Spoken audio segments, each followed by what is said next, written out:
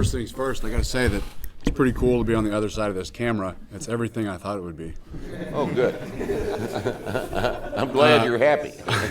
I'd like to know when the next edition of Practical Programming for Strength Training comes out with a chapter on RPE training. Well, it won't. Okay, two-part question. Why not? I guess for my entertainment, what are your thoughts on it? All right, we get this question all the time since RPE has become very popular.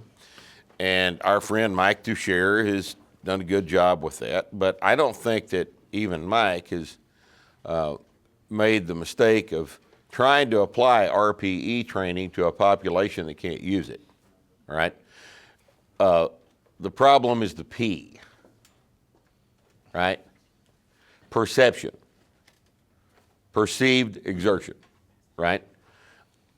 In my opinion, it takes probably 4 years of training experience to have a useful handle on what that even means.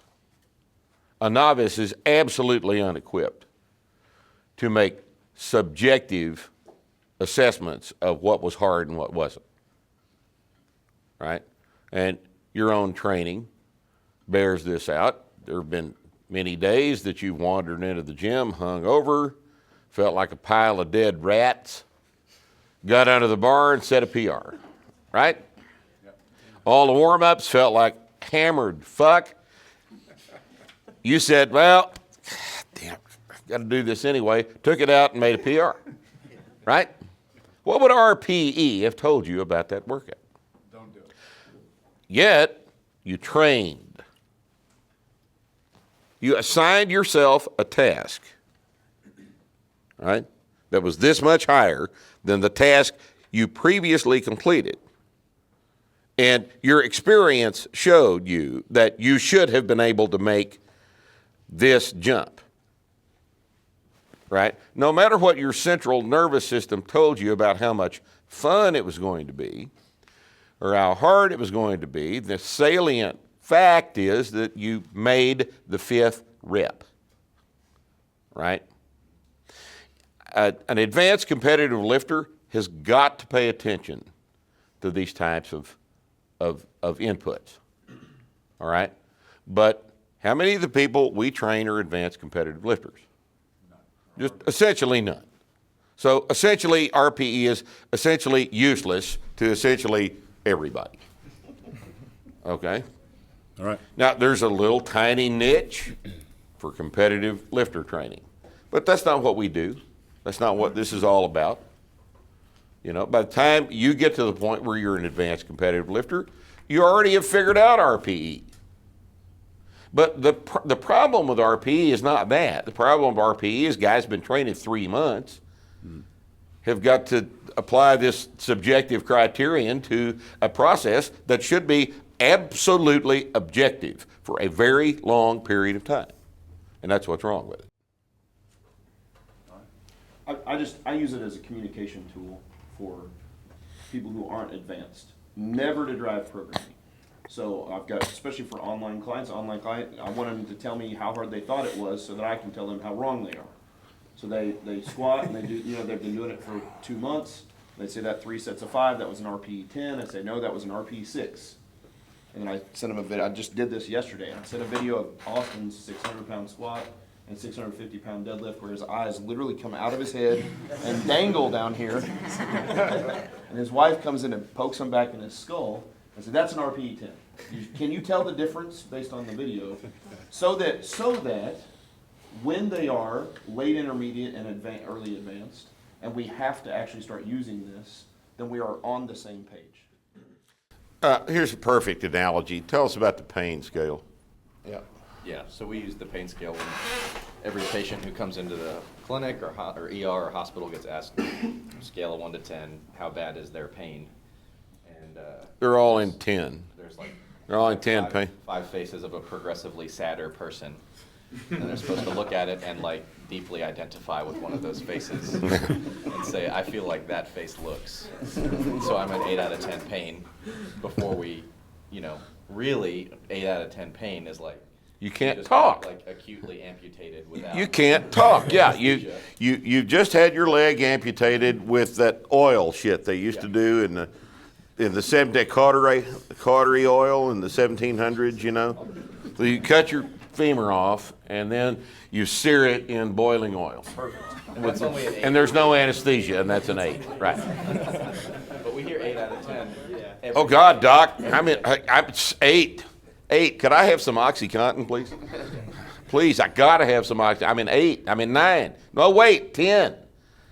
Well, whenever I ask the pain scale, sometimes I'll put it this way, you know, if scale is 0 to 10, if 10 is your arms are broke, your legs are broke, you're on the train track, there's a train coming at you, that's a 10.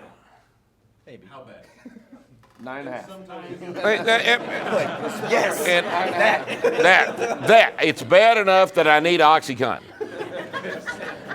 So, whatever it is, yeah, that's the number. Whatever you got to hear, but I need the OxyContin. So, you've got humans with an agenda, right? And whether that agenda is negative, like in pain, or it's positive in terms of their training, it takes some level of experience, some level of honesty with yourself, and a certain amount of intelligence to be able to utilize a subjective scale like that.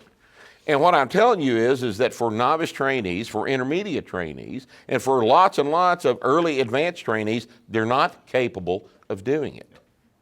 And that renders it, in my opinion, useless for the vast majority of the people that you and I and everybody else in this room are going to interact with as coaches.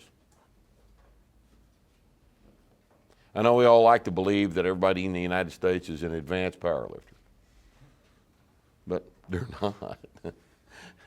Lots of advanced powerlifters are not advanced powerlifters. So there you have it. All right? I guess more of a politics question. With you Trump sure you pulling want out of Paris, what do you think about global warming and your thoughts on that? What do I think about global warming? Are you serious? Well, I think that you see that chart right there? You see that chart right there? There's a lot of data on that chart, okay? There's a hell of a bunch of data on that chart. It's a collation of a hell of a bunch of data. Geological data, biological, evolutionary history, all kinds of things are on that chart, all right? Including CO2 levels, all right? And glaciation data, all right? And if you'll look at that chart, it doesn't take you very long to figure out that there's not a correlation between atmospheric CO2 and climate. Now, as much fun as it might be to blame Matt and his farts on global warming, there's no evidence for that. The models don't work. It's not logical. Sea levels are rising 3 millimeters every 100 years or some insane thing like that. And look, your question is motivated by this hysteria this past week. You know, it's like Corellin and the people in Childhood's End have robbed the planet of its atmosphere just for the hell of it, as they, you know. And everybody's just in the process of going apeshit. And Could we do anything about it? it's That's the problem. it's just, you just have to look at it's. I think it's funny as hell. I'm amused by these people, these complete whack jobs that are just, look, I've got it, like you people know, I've got a geology degree. I look at things over, I look at 4.5 billion years of Earth history. I don't care about the last 20 years. It's irrelevant. It's utterly irrelevant. There have been glacial periods with carbon dioxide levels 30 times as high as they are right now. There have been warming in the absence of falling CO2 levels. just look at all the information and step away from the politics. And what you find is that this is theology. Anthropogenic global warming theology. This is AGW theology, and here's how you know. All right, are you a proponent of the AGW theory? Is there anybody in here think that man-made global warming is the situation? Nobody is willing to admit? It's irrelevant. Seriously, can we talk about strength training? Hey, shut up. we're sometimes, seriously, sometimes we have to entertain ourselves, okay? All right? I So, want to get the most for my buck. I got it. So let's just assume that you believe in anthropogenic global warming, so you get the most from your buck. What could I tell you that would falsify that theory? What piece of data could I provide to you that would prove that that's not taking place? That thousands of climate scientists are. That's not data. Remember what I said Friday night about correlation, cause and effect? Yes. Thousands of climate scientists are irrelevant. We're not concerned about the scientists. We're concerned about the science. Do you understand the difference? But I defer to the scientists. Don't do that. Thousands of physicians will tell your clients to not train. Thousands of physicians will tell your clients that dietary saturated fat causes heart disease. And after all, they are doctors. Right? Who do you think is more misguided, the personal fitness industry or the climate science? Oh, it's a toss-up. That's a good question. It's a toss-up. There was a study But- last year, no shit, titled "A Feminist Framework for Glaciology." I saw that. It's hilarious. They got a $400,000 grant to spend, a season up in Greenland or something like that. Yeah, it's about the money. It's all about the money. There's thousands of climate scientists are on the dole. Who pays for climate science research? That's the question, isn't it? And if you want to get paid, what do? But I'm with the Frenchman. Let's talk about something else, all right? All right? Switching gears a little bit, why doesn't the military use this program? That's the other question that comes up every seminar. It's a very good question. The reason that the military doesn't use this program is the same reason everything else in the world is so fucked up, all right? The guys in the military like to run.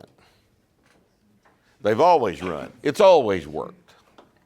And who are in charge of making the decisions? Who's in charge of making the decisions? Old guys that like to run. So what are we going to do? We're going to run, aren't we? Who's military? Kirk, Joe's military. Nobody else military? Alan, ex-military, ex-military, ex-military. The guys in charge, we're going to do what they want to do. That's all there is to it. There's no logical reason why you couldn't take 18-year-old healthy males whom you are in complete control of for 6 months and get all of them up to a 450 deadlift and a 375 squat and a body weight press and have better soldiers, especially considering the fact that we don't have to run to the battle anymore. Right? Some of us do. Who? Infantry. No, you get carried to the battle. At the battle, you may have to run, but that's not the same thing as running to the battle. It's not World War I. We have mechanization. We have mechanization, right? Everybody's got mechanization. We spent a bunch of money on that, right? And it's just an incontrovertible fact that strength is a much more important component of combat readiness than is your 5-mile time. All right, it's not even worth discussing. The question is, that's not the question at all. The question is not what we ought to do. The question is, what are we going to do? And what we're going to do is what the old guys in charge tell us we're going to do. So what has to happen? They have to die. Attrition is what will take care of this. Attrition, and that's all. Okay? You can't do anything about it. I can't do anything about it. Joe can't do anything about it.